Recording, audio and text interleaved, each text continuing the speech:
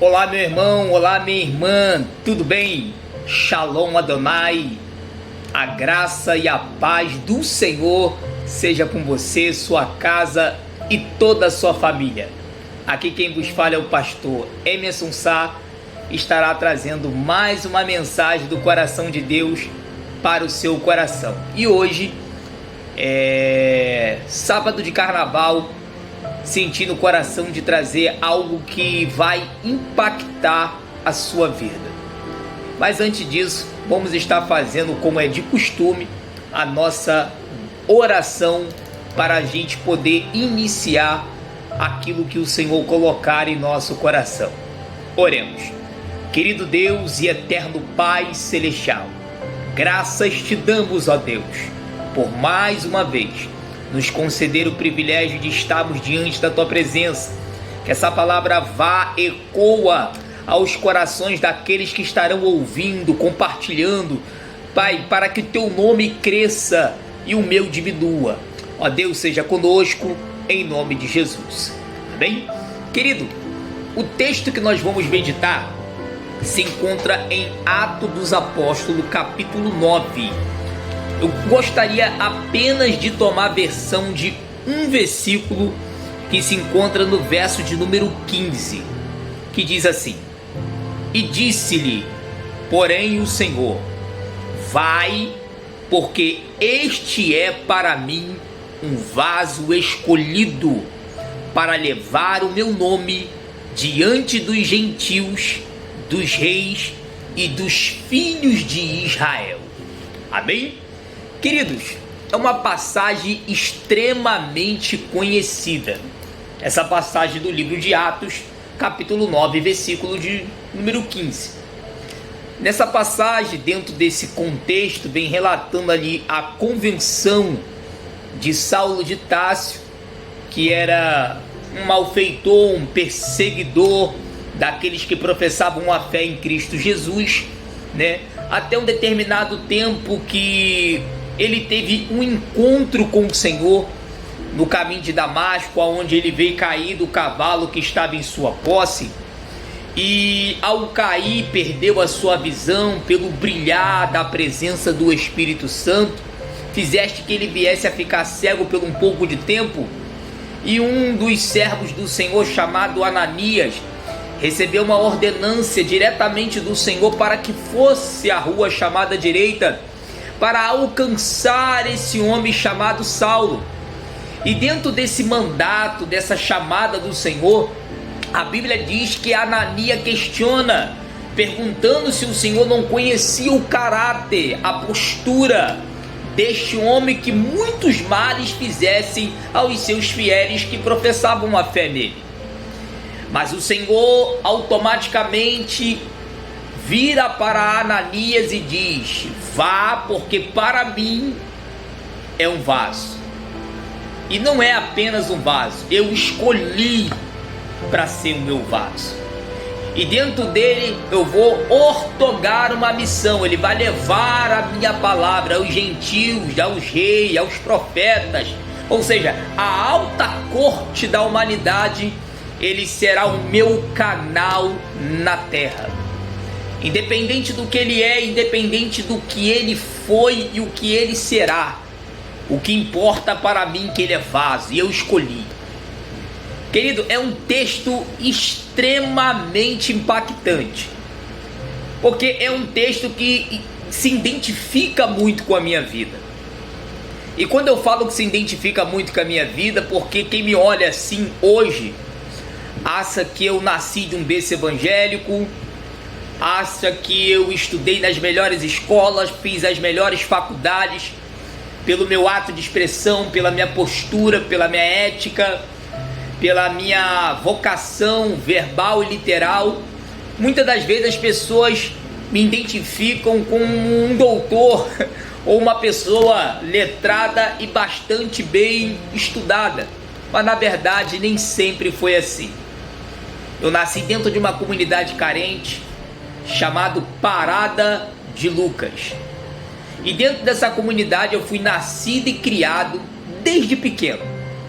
Filho de um pedreiro e filho de uma doméstica. Nós éramos 3 irmãos e dentro dessa origem familiar nós éramos 5 componentes dentro dessa casa, aonde com muita humildade ali, né, com amor, com carinho, com afeto dos meus pais, nós éramos criados. E toda família ela tem os seus princípios de dificuldade. Meu pai, ele era um alcoólatra, bebia bastante, né? E muitas das vezes nós víamos certas situações dele chegar bêbado dentro da nossa casa, agredia a nossa mãe verbalmente, fisicamente, enfim. Era uma colocação um pouco desagradável para 3 crianças ali dentro daquela casa, e nós passávamos alguns momentos ali entre família de uma forma um pouco desproporcional, como é a origem de uma família, conforme deve ser.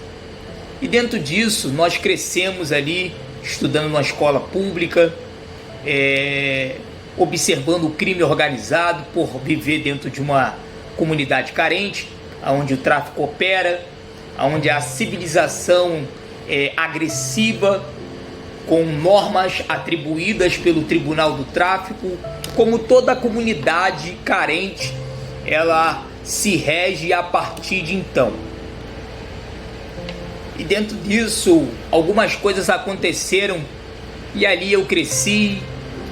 Ao completar 10 anos de idade, as ações dentro do meu lar foram se agravando ao ponto de ter uma agressão física da parte do meu pai, onde a minha mãe ela teve ali as partes do peito para baixo ali queimada com óleo quente de cozinha, né? Devido a uma desavença familiar entre marido e mulher, e nós presenciamos essas colocações que eram atos constantes dentro dessa casa, e pobreza, as dificuldades da vida, situações difíceis, e ainda vivendo com essa questão de familiar.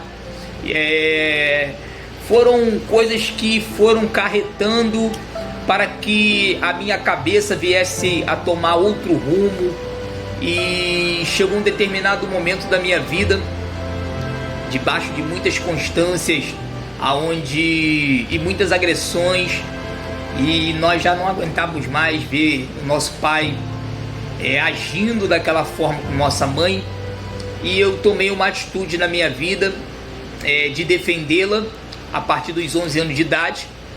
E meu pai, ele me botou para fora de casa.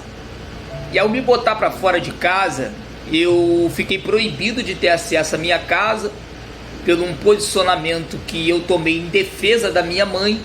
E ali fiquei alguns dias morando na rua, participando ali, pedindo comida, pedindo as coisas às pessoas.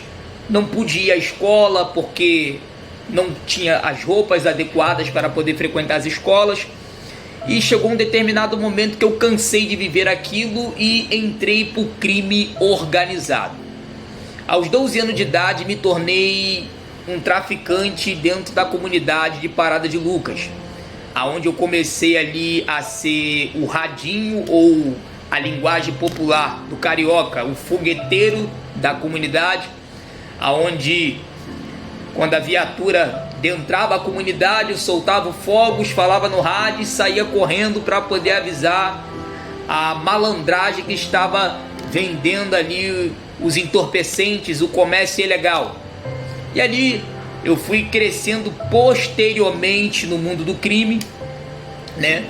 Até me tornar um gerente da boca de fumo, né? E ali lidar com cocaína, com maconha, com haxixe, com loló. E aos 13 para 14 anos eu me viciei em cocaína, aonde eu passei a consumir todos os dias, Dos 12 eu iniciei com a maconha, com cigarro, com a bebida alcoólica, mas entre 13 e 14 anos eu me tornei um dependente crônico de cocaína. Cheirava todos os dias para se poder manter o vício. Participei de assaltos, furtos, latrocínio 157 e assalto à mão armada, assalto a veículos e diversas outras coisas que uma pessoa sem Deus, sem a presença do Espírito Santo, acaba cometendo na vida do crime, né? Muitas coisas também que por preservação eu não vou poder falar aqui por ética, né? Mas quem vive uma vida do crime acaba vivendo uma vida totalmente de latrocidade, de maldade, aonde praticamente ali por exercer uma colocação criminal, ou é você ou é a pessoa, então a gente acaba ficando refém do tribunal do tráfico. E dentro disso, aos 17 anos de idade, eu fui preso pela DECOID, uma operação especializada da Polícia Civil, e fui preso e condenado no artigo 12 a 4 anos e 6 meses de reclusão. Fiquei preso no Talavera Bruce, na Polinter, na 59, na 39, e depois fui para o presídio da Água Santa. E da Água Santa ali eu ganhei liberdade. Passei por 2 rebeliões, uma na Polinter, onde houve uma chacina, onde a facção oposta tomou a cadeia e ali várias pessoas perderam a sua vida, né? Depois dessa rebelião fui transferido para um presídio. Desse presídio também passei por outra rebelião dentro da cadeia, aonde consegui sobreviver e posteriormente continuar puxando a pena dentro da cadeia. E com tudo isso, irmão, com tudo isso, depois do período da cadeia, eu ganhei liberdade com 4 anos de pena cumprida. Fiquei 6 meses em assinar e voltei para a vida do crime e continuei vivendo a vida do tráfico conforme deveria. Em 2 incursões policiais, eu fui alvejado com um tiro na perna esquerda e um tiro nas costas, numa troca de tiro entre policiais e traficantes, e fiquei à beira da morte para poder extrair os projéteis de bala dentro da comunidade. Consegui ali me recuperar, mas fiquei ali andando de muleta por um tempo. Depois me recuperei e voltei para o crime novamente, e ali continuei vivendo a vida do crime. E dentro disso tudo aconteceu uma fatalidade comigo. Como eu falei anteriormente, eu era desde os 13 aos 14 anos, eu era um dependente químico de cocaína. E depois de 10 anos militando no tráfico, lembrando que eram 4 anos presos e 6 do lado de fora, totalizando 10 anos no crime ali, vivendo para o crime, e totalizando todas essas circunstâncias, aconteceu uma fatalidade comigo, que eu vim dar um derrame de cocaína. E dentro disso, cometi uma penalidade dentro da comunidade, aonde eu fui julgado pelo Tribunal do Tráfico a pena máxima, a morte. Na época eu peguei latas de maisena, misturei como se fosse cocaína, preparei cargas e botei para vender na boca de fumo. E foi descoberta a farsa e eu fui amordaçado dentro de uma casa depois de 3 dias e 3 noites consumindo cocaína, bebida alcoólica e se prostituindo. Ali é onde eu fui jogado na mala de um carro preto, desarmado e amarrado pés e mãos. E cheguei num local chamado Fronteira, aonde todas as pessoas que trabalhavam no crime organizado se encontravam reunidas naquele lugar. E ali começou o Tribunal do Tráfico a armar todas as colocações para que viesse a ceifar a minha vida. E dentro disso, irmãos, em menos de 2 horas eu tive várias complicações dentro dessa ocasião, né?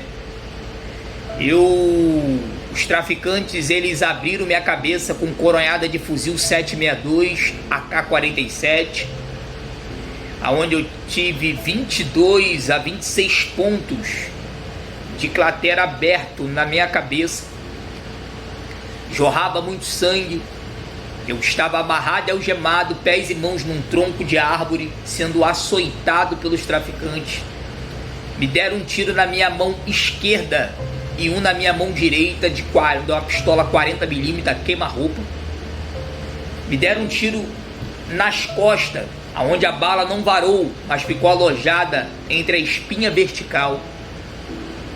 E dentro disso tudo, já com 4 balas no corpo alvejada, com o corpo sanguentado, com a cabeça aberta, todo lanhado, veio um meliante e me deu uma coronhada de fuzil que eu perdi a visão do olho esquerdo. E nisso, agonizando à beira da morte, sem a visão do olho esquerdo, com a cabeça aberta, com 4 perfurações de bala no corpo, fui desamarrado do tronco de árvore e arrastado numa corda para dentro de um chiqueiro de porca onde haviam 8 animais e fui jogado dentro do coxo de lavagem. Dentro dessa comunidade havia alguns animais que na época devoravam gente. E o intuito do Tribunal do Tráfico era me jogar ali para me poder agonizar e depois ir para o micro-ondas. Mas como Deus, que criou o céu e a terra, que tem o poder de todas as coisas, estava observando a cada passo, a cada detalhe. E não sendo só isso, agonizando dentro desse chiqueiro de porco, veio um meliante, pegou um galão de diesel, atirou no meu corpo e jogou um pano aceso, e meu corpo ficou como uma tocha viva por alguns segundos em chama, carbonizando. E depois eles pegaram uma garrafa PET com gasolina pela metade e me deram para beber mais ou menos 1 litro de gasolina. Foi aonde que eu apaguei e comecei a entrar em convulsão. Agora eu gostaria que você parasse e pensasse. Um jovem com 23 anos de idade, com a cabeça aberta, com 4 perfurações de bala no corpo, com o corpo carbonizado, com 1 litro de gasolina ingerido à força pelos traficantes. A única coisa que faltava para esse jovem era a morte. Teoricamente não havia mais solução.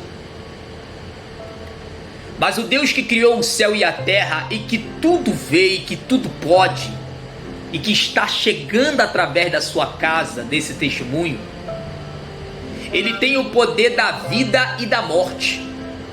Ele tem a chave do inferno nas mãos.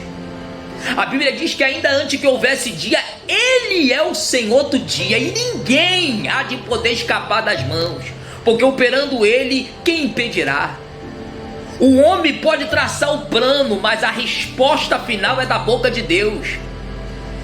E eu acredito que naquele momento o Senhor, da mesma fala que usou para o profeta Ananias, enviou um anjo do céu dizendo: vá e desça, porque lá embaixo há um jovem que para mim será o meu vaso escolhido para entrar no comando, no terceiro, no ADA, da milícia, e fazer uma grande obra através da sua vida. Queridos, naquele momento que eu estava, naquele momento que eu achava que era meu fim, que não havia mais probabilidade para minha vida, que eu só esperava a morte, agonizando, sem a visão, sanguentado, baleado, com o corpo queimado, aguardando o pior, o Senhor enviou um anjo. E esse anjo foi lá no Éden. E lá no Éden tocou no coração de um homem que faz um trabalho incansável dentro das comunidades carentes, pregando a palavra de Deus para arrancar os homens do mundo do crime. E através da vida desse homem, que foi um instrumento de Deus, um Ananias de Deus, eu fui alcançado pelo poder do Evangelho. Eles entraram comunidade adentro. Pessoas que estavam ao meu lado com armas, fuzis e granadas, falando que não ia me liberar porque a minha vida já estava condenada à morte. Caíram um processo com arma e tudo. Porque a Bíblia diz que aonde abundou o pecado, superabundou a graça de Deus. E aonde a luz chega, a treva tem que bater em retirada. Queridos, foi um ato impactante. Os demônios caíram por terra. Rapidamente me tiraram daquele chiqueiro de porco, amordaçado e amarrado. Me jogaram dentro de uma Kombi. Irmãos, aí eu fui lançado dentro de uma Kombi, depois de ser arrancado da mão dos traficantes. E agora estou num outro processo, a caminho do Hospital Getúlio Vargas, na Penha, Zona Oeste, Zona Norte, para poder passar pelos médicos, para poder tirar os projetos de bala. E ao chegar no Hospital Getúlio Vargas, eu fui diretamente para a sala da operação, aonde foi feito ali a retirada dos projetos de bala, aonde eu tive que participar por 8 sessões de lavagem estomacal, aonde eu tive que passar por 8 sessões de lavagem estomacal, tive a cabeça costurada, e dentro desse processo hospitalar eu entrei em coma. Entrei em coma devido aos resíduos químicos do combustível dentro do meu organismo. Eu entrei em coma, fiquei desacordado e desenganado pelos médicos. Nas primeiras 24 horas, ao sair o boletim médico, os médicos chegaram para o responsável da igreja, que na época quem se encontrava lá me acompanhando em monitoramento, e disse: fizemos de tudo pela vida desse jovem. Costuramos sua cabeça, tiramos projéteis de bala. Ele está com as 2 pernas, 2 braços quebrados. Ele não tem movimento nenhum do seu corpo. Ele está em coma. E praticamente com todo o diagnóstico que eu tenho e com a experiência que eu tenho, esse jovem praticamente não vai acordar. Eu acredito que daqui ele não vai sair mais. E dentro disso, o evangelista que estava me acompanhando na mesma hora, não acreditando, né? Depois de todo aquele processo de encarar os traficantes, conseguir me arrancar do tribunal do tráfico para chegar no hospital e ter um fim trágico como aquele. Daqui a pouco ele liga para o pastor da igreja, e o pastor da igreja bota a igreja em oração. A igreja começa a orar, porque enquanto Paulo estava preso, a igreja orava. E a Bíblia diz que as cadeias se abriram por causa do poder da oração. Querido, o pastor começou a orar, botou uma corrente de oração. E daqui a pouco o pastor entrou no hospital, pediu para visitar-me. E ao me visitar, falou para o médico: eu respeito a medicina, eu conheço a ciência que Deus deu ao homem, mas este jovem, ele é um milagre de Deus. Esse jovem, ele não vai morrer nessa cama. Não vai ser o coma que vai destruir a vida e o projeto que Deus estabeleceu a partir de então na vida dele.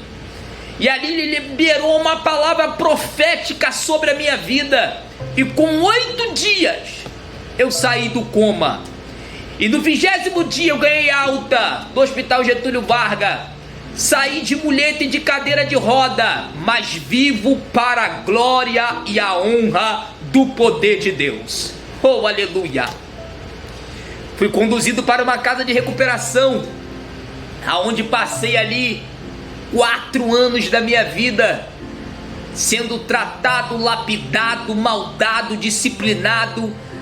Aprendi os princípios éticos e morais e cívicos de uma vida humana, para andar de cabeça erguida e ter direito de ir e vir na sociedade. Ali fui batizado nas águas e logo em seguida no Espírito Santo. Viajei 20 estados brasileiros, 2 países internacionais. Preguei, testemunhei no mundo afora. Dei entrevista para 2 emissoras de televisão. E dentro dessas emissoras, o poder de Deus e o nome do Senhor foi glorificado. Uma delas foi o Fantástico, que perguntou: como pode um homem beber gasolina, ter 4 projéteis de bala, estar em coma e estar na minha frente testemunhando? E a minha fala para o repórter foi essa: ninguém explica Deus. Milagre não se explica, milagre ele vive, e eu estou aqui vivenciando esse milagre. Queridos, hoje sou um homem casado, tenho 3 filhos, uma esposa maravilhosa, um lar abençoado, sou pastor de uma igreja e prego, testemunho, tenho uma vida santa, digna diante da presença de Deus e dos homens. Entro nas delegacias, nos presídios, nos morros, nas bocas de fumo. Sou uma carta escrita, como o apóstolo Paulo disse. E a vida que vivo hoje não vivo para mim, mas vivo para Cristo. As coisas velhas se passaram e tudo na minha vida se fez novo. Querido, mas foi um processo. Foi um processo para me chegar até aqui. São 22 anos na presença de Deus. 22 anos que eu nunca mais olhei para trás. 22 anos que eu estou caminhando até chegar um determinado tempo da minha vida que eu vou usar as mesmas expressões de Paulo. Eu combati o bom combate. Eu guardei a fé e estou encerrando a carreira sem negar a palavra de Deus. Queridos, eu quero encerrar essa colocação dizendo para você: nunca perca a esperança. Você que está com seu filho na droga, seu marido no álcool, sua esposa na prostituição.